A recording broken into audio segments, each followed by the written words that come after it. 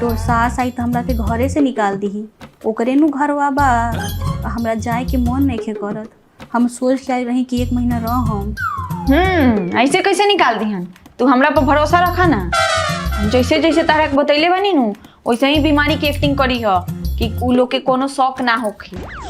शक? ऐसन कछान काछम नु कि उ लोग के यकीन हो जाई कि हमरा सच में बीमारी भइल बा। एकदम वैसे ही करे के बा। लागत आ माई आ गए, अब रुको लोग इनके पता चली। आओ माँ।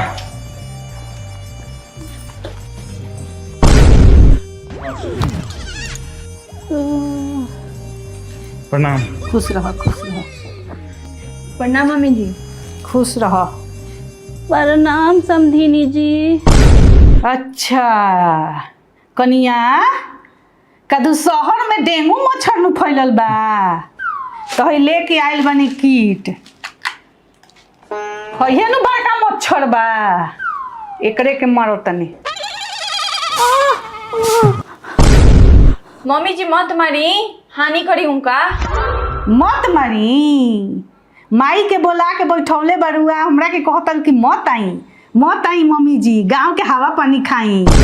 एजा डेंगू फैलल बा, तो उहे तो डेंगू के मच्छर के मारे आइल बानी। माई मारना और 3-4 स्प्रे मारना। हाँ, अब फिर तो बड़का मच्छर के मुँह आइए के छोड़ेम कि फिर आवे के नाम ना ली। बहुत बोला तनी रहुआ, मतलब उनका तबीयत खराब बा इतना, जहरीला गैस उनका पर फेंकवाओ तनी। तबीयत खराब? अभी तो 10 मिनट पहले देखनी है कि पूरा गुबुर खात रही है, अभी अचानक से तबीयत खराब हो गई। हाँ, उनका तबीयत खराब भइल बा।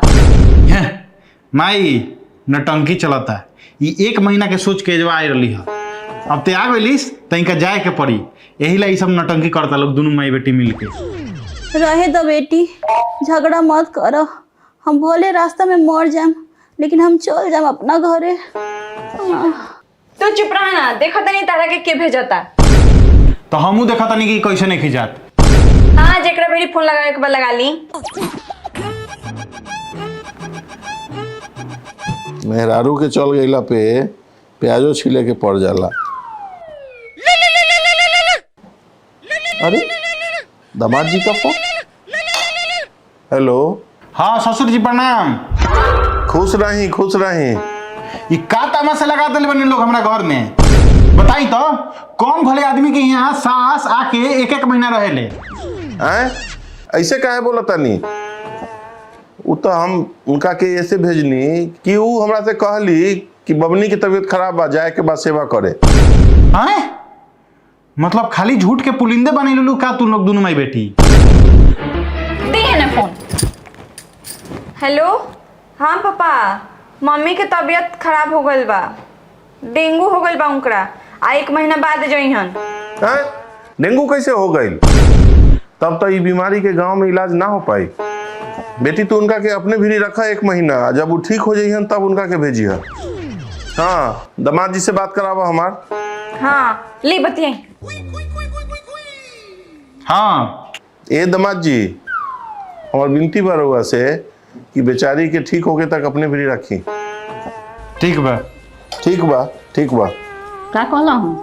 कहता हूँ कि डेंगू जब तक ठीक नहीं हो तब तक रखी लो, ओकरा बाद हम खुदे आके ले जाए, गांव में ठीक से इलाज ना हो पाई।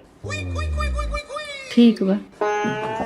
तबीयत खराब बा रउआ लोग के मजाक लागता। चल मम्मी चल, आराम कर चल के।